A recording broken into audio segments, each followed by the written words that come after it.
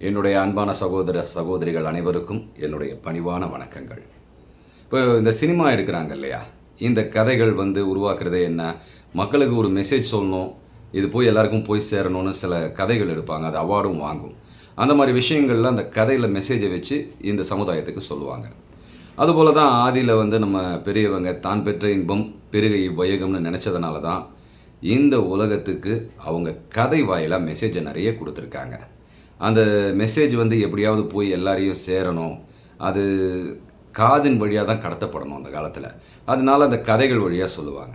கதை கேட்கிறதுன்றது எல்லாருக்குமே பிடிக்குங்க.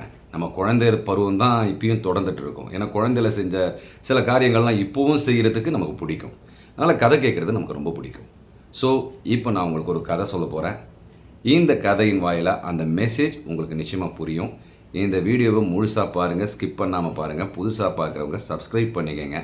சொல்ல வேண்டிய கடமை சொல்லிட்டேன். ஆதரவு தர வேண்டியது உங்களுடைய வேலை.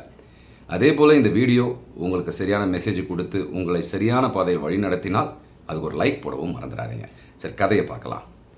சிவபெருமான் கைலாயத்தில தியானத்தில அமர்ந்திருப்பாரு. அப்போ எருமை கூட்டம்லாம் அங்க வரும். சிவபெருமான் கண்ண தொறந்து பார்க்கும்போது எருமைகள்லாம் அங்க நிக்கும். "என்ன எருமைகளே கூட்டமா வந்திருக்கீங்கன்னு?" கேட்பாரு. "இல்ல, எங்களுக்கு ஒரு மனக்குறை. அத நீங்க தான் தீர்க்கணும்." "சரி, சொல்லுங்க உங்க குறைய." "ஏங்க, உங்களுக்கு தெரியாததா? எனக்கு தெரியறதில்ல. இங்க இருக்கிற தேவகணங்களும் தெரிஞ்சுக்கணும்ல. அதனால உங்க வாயாலேயே சொல்லுங்கன்னு." சிவபெருமான் எருமைகளுக்கு கட்டளை போடுவாரு. இப்போ எருமைகள் சொல்லும், "எப்ப பாரு இந்த மக்கள் எங்கள திட்டிக்கிட்டே இருக்காங்க. யாராவது ஒருத்தர் சரியா இல்லன்னா சேத்துல உழல்றான் பாரு. எருமை மாதிரி மழையில நிக்கிறான் பாரு. எருமை, எருமை, எருமை இப்படியெல்லாம் மக்கள திட்டுறதுக்கு எங்கள தான் இழிவுபடுத்திக்கிட்டு இருக்காங்க. இந்த பழிச்சொல் எங்ககிட்டேருந்து மாறணும். அதாவது பசுவும் தான் பால் தருது, நாங்களும் தான் பால் தர்றோம். 2மே வெள்ள கலர்ல தான் இருக்கு. அப்படி இருக்கும்போது எங்களுக்கும் அதுக்கும் ஏன் வேற்றுமை? அதனால பசுக்கு கிடைக்கிற மரியாதை எங்களுக்கும் கிடைக்கணும். இது எங்களுடைய கோரிக்கை. நீங்க தான் தீர்த்து வைக்கணும்." அப்படின்னும் பொழுது சிவபெருமான் சொல்லுவாரு, "கண்டிப்பா தீர்த்து வைக்கிறேன். ஆனா ஒரு விஷயம் நீங்க எனக்கு பண்ணணும். அது பண்ணீங்கன்னா நான் கண்டிப்பா தீர்த்து வைக்கிறேன்." அப்படின்னும் பொழுது, "இது நிபந்தனைன்னு வச்சுக்கங்க. இந்த நிபந்தனையை நீங்க நிறைவேற்றினீங்கன்னா நான் கண்டிப்பா பண்ணிடுறேன். உங்களுக்கு வரம் அளிக்கிறேன்னும் பொழுது, சரி நாங்களும் பண்றோம்னும் பொழுது சிவபெருமான் சொல்வாரு, "நீங்க சேறுல முழுகுறீங்க பார்த்தீங்களா? அத விட்டுருங்க. இன்னிலேருந்து சேத்துல முழுகாதீங்க, சாக்கடையில முழுகாதீங்க. அத நீங்க பண்ணீங்கன்னா, நிச்சயமா பசுவுக்கு இணையான மரியாதை உங்களுக்கு தரேன்." அப்படின்னு சிவபெருமான் சொல்லுவாருன்னு ஒரு கதை. இது எதனாலன்னு பார்த்தீங்கன்னா, ஆனா இத சொல்லி முடிக்கல பாருங்க. அந்த பசுக்கு, "ஐய்யய்யோ! எங்களால சேத்துல முழுகாம இருக்க முடியாது. எங்களுக்கு அந்த பசுவோட மரியாதைலாம் வேண்டாம். நாங்க அந்த மரியாதைக்காக எங்களுடைய சிற்றின்பத்தை விடுறதுக்கு நாங்க தயாரா இல்லன்னு" சொல்லி அதுங்க போய் சேத்துலயே விழலும். இதுதான் கதையோட முடிவு. இப்போ இதுலேருந்து நமக்கு கிடைக்க வர மெசேஜ் என்ன? அதுபோல தாங்க நாம எல்லாரும். தப்பா நெனச்சுக்காதீங்க. ஏன்னா, நமக்கு உயரிய பேரின்பத்த பெரியவங்க எவ்வளோ வழிகள நமக்கு சொல்லிக் குடுத்துருக்காங்க. அத சொல்லிக் குடுக்குறதுக்காக கோயில்கள உருவாக்குனாங்க, சிலைகள உருவாக்குனாங்க. அந்த சாமிய கும்பிடும் பொழுதோ, இந்த இந்த விஷயங்கள்லாம் நம்ம பண்ணிட்டு இருக்கும் பொழுது, என்னைக்காவது ஒரு நாள் நான் யாரு? இந்த சிலைக்கும் எனக்கும் என்ன சம்மந்தம்? இந்த பூஜைகள் பண்றேனே, இதனால எனக்கு எந்த பிரயோஜனம் இருக்கா? இப்படின்ற கேள்விகள் ஒரு நாள் எழுந்து, பிரபஞ்சத்துக்கும் எனக்கும் என்ன தொடர்பு? இந்த இறைவன்றவன் யாரு? அவனுக்கும் எனக்கும் என்ன தொடர்பு? நான் யாரு?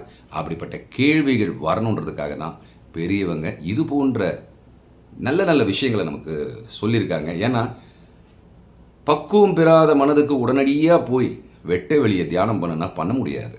ஸோ கொஞ்சம் கொஞ்சமா வரணுன்றதுக்காக தான் இந்த கோட்பாடுகள். ஆனா, சில பேரு என்ன பண்றாங்க, அவங்களால இதெல்லாம் கடைபிடிக்க முடியாது. ரொம்ப கஷ்டமான விஷயம் இல்லையா?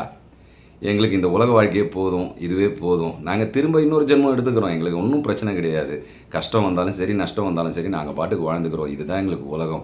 அதனால இதெல்லாம் எங்களால கடைபிடிக்க முடியாது. இந்த கேள்வியெல்லாம் எங்களுக்குள்ள வர முடியாது. இந்த கஷ்டம்லாம் நாங்க பட விரும்பலன்னு" சொல்லி, எருமைகள் இருந்துச்சு பார்த்தீங்களா?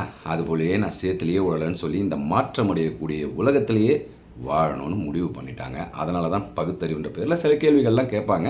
சரி, பரவால்ல, நம்ம அந்த சாப்டருக்கு போ வேண்டாம். என்ன விஷயம்னா, நமக்கு உடனடியா ஆன்மீகத்தில மேன்மை பெறுறதுக்கு எல்லாராலயுமே முடியாது. அதனால தான் இந்த சின்ன சின்ன பாலபாடங்கள், இந்த கோயிலுக்கு போறது, டெய்லி பூஜை பண்றது, நல்ல வார்த்தைகள பேசுறது, நல்வார்த்தைகள் பேசுறவங்களோட பழகுறது, இந்த மாதிரியான விஷயங்கள்லாம் நம்ம எடுத்துக்கிட்டோம்னா, பெரியவங்க சொல்ற நல்ல அறிவுரைகள கேட்டு படிக்கிறது, இதெல்லாம் பண்ணோம்னா, நமக்குள்ள அது விதைகள போல ஆழ் மனதுக்குள்ள போய் பதியும். அந்த பதிவு ஏற்படும் பொழுது அந்த விதைகள் ஒரு நாள் மரமாக விருட்சமாக வளர்கிறதுக்கு வாய்ப்புகள் இருக்குது. அது இந்த பிறவிலையும் நடக்குன்றதில்ல, அடுத்த பிறவிலையும் நடக்கும்.